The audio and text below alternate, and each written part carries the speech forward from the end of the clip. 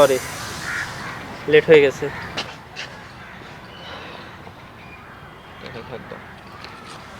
আচ্ছা তোমার কি আসলেই কোনো লজ্জা শরম নাই?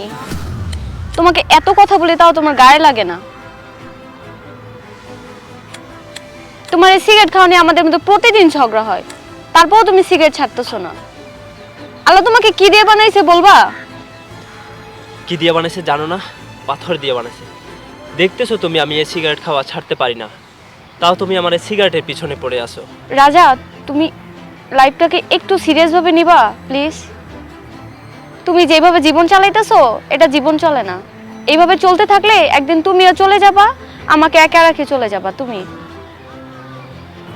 আমি যে তোমাকে ভালোবাসি এটা তো জানো, আমার ভালোবাসাটা বুঝলেই হবে।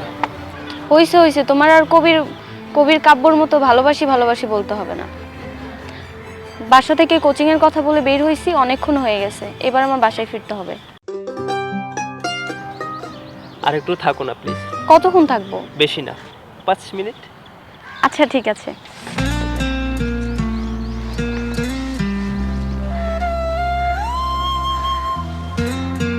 চলো উঠো। কোথায় যাব? ওইদিকে যাবো, ভালো লাগতেছে না, ওই পাশে যাই।